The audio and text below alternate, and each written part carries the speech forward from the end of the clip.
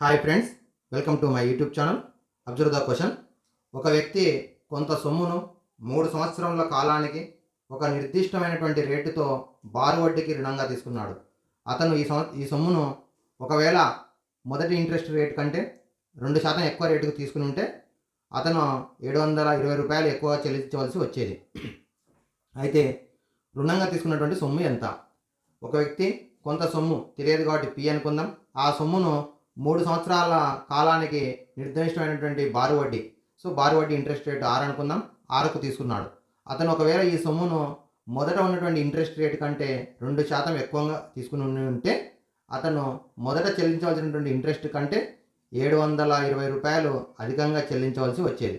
అయితే అతను నిర్దిష్టంగా రుణంగా తీసుకున్నటువంటి సొమ్ము ఎంత? ఇది క్వశ్చన్. మరి మొదట అసలు ఎంత ఉందో రెండవసారి కూడా అంతే ఉంది. మొదటి దానికంటే ఇంట్రెస్ట్ రేటు అధికంగా ఉంది. కాలము రెండింటిలో కూడా 3 సంవత్సరాలు ఉంది. ఇక్కడ కూడా 3 సంవత్సరాలే ఉంది. అయితే మొదటి దానికంటే 2% ఎక్కువగా వడ్డీ రేటు ఉన్నట్లయితే అతను రూ. 700 అధికంగా చెల్లించవలసి వచ్చేది. అంటే మొదట చెల్లించే వడ్డీ కంటే అధికంగా చెల్లించవలసి వచ్చి ఉండేది. అయితే ఇప్పుడు ఆ వడ్డీ తీసుకున్నటువంటి అమౌంట్ ఎంత? మరి ఇందులో గమనించినట్టయితే మనము ఇచ్చినటువంటి దత్తాంశంలో కూడా వడ్డీల మధ్య భేదం, ఇక్కడ బారు వడ్డీ కాబట్టి మనం ఉపయోగించే సూత్రం I = PTR/100. ఇది బారు వడ్డీ సూత్రం. ఇందులోపల మనం గమనించినట్టయితే కాలము 3 సంవత్సరాలు స్థిరంగా ఉంటుంది. అలాగే అసలు కూడా స్థిరంగా ఉంటుంది. మారేటటువంటిది ఇంట్రెస్ట్ మారుతుంది, అలాగే వడ్డీ రేటు మారుతుంది. మరి ఇప్పుడు మనం ఇక్కడ నేర్చుకున్నటువంటి సూత్రం ఏంటంటే I2 - I1 వడ్డీల మధ్య భేదము = మరి ఈ రెండింటిలో స్థిరంగా ఉన్నటువంటి అలాగే ఉంటాయి PT, మారేటటువంటిది R2 - R1/100. ఇది మనం ఉపయోగించే సూత్రం. ఇక్కడ I2 - I1 వడ్డీల మధ్య భేదము PT, రెండు స్థిరంగా ఉంటాయి కాబట్టి అలాగే ఉంటాయి. మరి వడ్డీ రేటు మారుతుంది కాబట్టి R2 - R1/100. మరి ఇప్పుడు గమనించండి ఒకసారి, ఎంత పెరిగింది వడ్డీ? రూ. 720. P అలాగే ఉంటుంది. కాలం 3 సంవత్సరాలు. R2 అంటే ఏం రాసుకున్నాం? R+2 వడ్డీ 2% పెరిగింది. మైనస్ మొదటి R వడ్డీ రేటు అలాగే ఉంటుంది /100. +R cancel.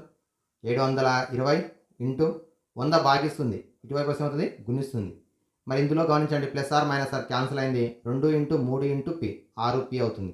6 × P. మనకు కావాల్సింది P వాల్యూ అసలు కావాలి కాబట్టి 6 గుణిస్తుంది. ఇటు సైడ్ వస్తుంది భాగిస్తుంది. 720 × 100/6. 6తో భాగిస్తే 120. 120 × 100 12,000. దేర్ఫోర్ అసలు ఎంత వచ్చింది? 12,000. Option 1 is the correct option. Okay, మళ్ళీసారి చూడండి ఏ విధంగా క్వశ్చన్.